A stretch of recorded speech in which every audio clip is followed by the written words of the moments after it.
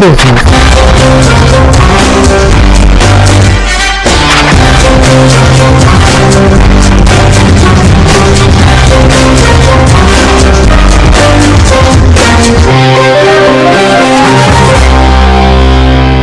Child, they done took Sheree Peach. We're gonna pour up for poor Sheree. She can't get no child support. She can't keep a man. She can't keep a peach, child. Ooh, okay, sis, you can have my peach. Child, so Kenya was twirling around with that fine-ass man with the nose ring, and they got a baby on the way. I am so happy for Kenya, just for the simple fact that the bitch been trying to get a baby since 4, 5, 50, 11 seasons ago, where she even, with Phaedra had to get her together about having a man ejaculate in a cup to try to get a baby. She didn't try everything. She didn't took all kind of pills, smoked all kind of weed, rolled up all kind of who knows what to get that baby. So I'm very happy for her. Marlo, of course, comes through with that purple loofah dress looking like something hanging from my shower curtain. And she's mad, bringing up the past, and Kenya exposes how she tried to use, y'all remember John for a couple of seasons ago when Nene fake divorced Greg and she was messing around with that sugar daddy and she was a little sugar baby. He was buying all the Louboutins. Well, Marlo, you know that Marlo is a professional escort. Quiet. You know, I'm all here for the transgender community, so I'm 100% here for manly Marlo. She came in there with her purple gown. And it turns out after they had stopped messing around, Marlo called him up, you know, in Marlo fashion. Marlo liked to call the old white gentleman and get her stuff from Saks and her Neiman's bill paid. So she called him and he was drunk. So she is all in John's phone, and he sees I'm sorry, we're talking about Marlo, so I'm getting confused. Please forgive me if I'm confused. So Marlo seen in John's phone that Nene was sending little texts during the time that she was rekindling with Greg. So what she did was screenshot it like we all do.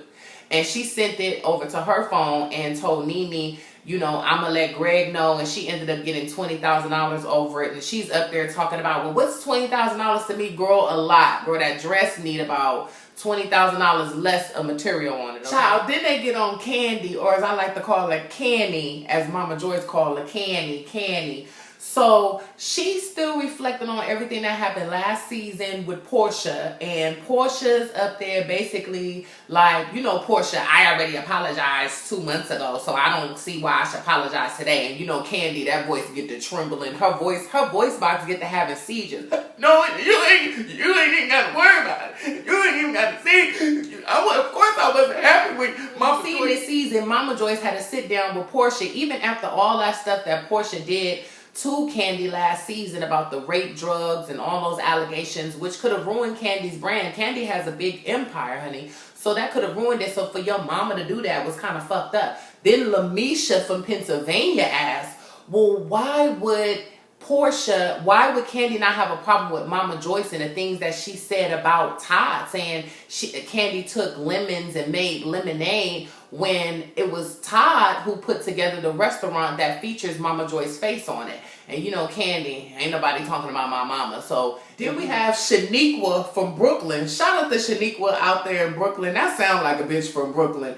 She asked Kenya, like, okay, well, you got married, you was talking about everybody man, so why does it make it okay for you to talk about everybody man, but now you want to keep your man private? So Kenya is like, you know what, I never realized it, I've never been in that position, I've never been married, and now some of the things I would have took back. Then here go Portia with the same crown on that I got right now, talking about, oh, I just think that it's unfair. Portia, bring it to a pause, because sis, number one, your man was on the DL, so everybody was going to talk about him regardless. That's numero uno. Numero dos is, Portia, you drag Kenya down by her whole wig down to the ground. So you can't talk about what's not fair. It's not fair that you drag me by my lace front all the way down to Andy Cohen's clubhouse. That's not fair, Portia. So have a seat with that dress on. Y'all see that dress? I was like, what is this, velvet? Then the bitch Portia tries to justify the fact that she called Shamia and told Shamia not to trust any of these hoes, including Sheree. And Sheree got offended. Now, Sheree, you know you the bone collector, so no, bitch, I don't trust you.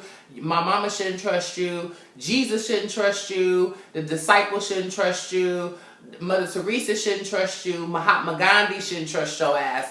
And bitch, your son, what's his name, Cairo or Egyptian, Africa, South Africa, he shouldn't trust your ass either, bitch, because you be running and telling everything that you hear, except when it come to Kim. I think you and Kim is licking each other click, but we're going to say that for next season.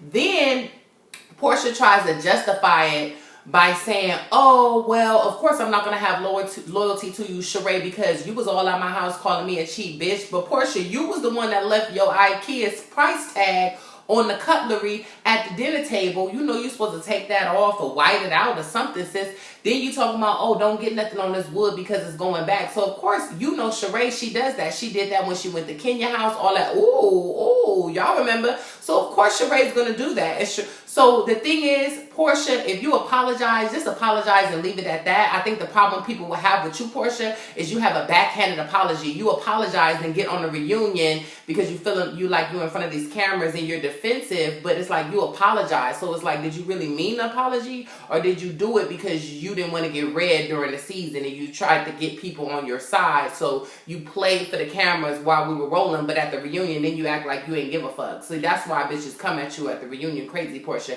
because you be trying it. And Sheree, use a backstabbing, telling everybody and what you heard ass bitch. So you can't get mad. Don't nobody trust you. That nigga, and don't be talking about nobody husband that got a nose ring when your current man got handcuffs. And your last man, I heard, was beating your ass, and y'all was down to Iyanla Van Sant trying to fix that up, and you couldn't fix that up. And the court offices of Atlanta, Dade County, Atlanta court buildings could not fix y'all child support for Bob Whitley to pay that child support. And his ass ain't working. So I'd rather have a man with a nose ring than a man that don't got a job. And both your man got a job, because Bob ain't had a job, and your man now is living off my tax dollars up in jail. So how about that, Sheree?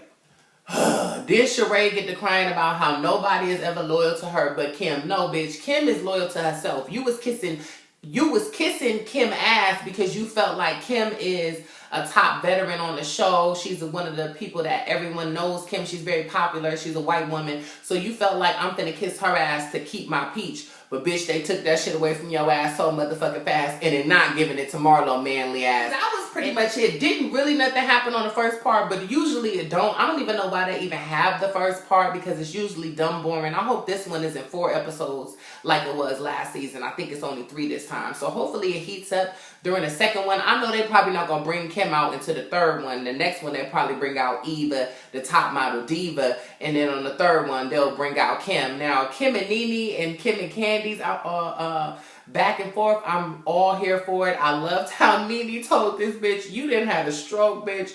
You didn't have sickle cell anemia. You didn't have the swine flu. You didn't have anthrax, bitch. You should have came out of here on a scooter, or diseases that you had. I said, come on, Nene. Let this bitch know. You're going to have your daughter bring no cockroach to my house and upload it to Instagram Live and then think I'm not about to get you all the way together, stepping out here looking like Marlon and Sean Wayans is filming White Chicks Part 3. What the hell is going on? But anyways, I'll catch y'all at the next one, because this one is boring. Hope you guys have a wonderful evening. Next time here at the castle with the Flykingi, where I sit on my throne and mind all y'all's business. Thank you. Make sure you like and subscribe to my channel. I have more content coming, and you don't want to miss.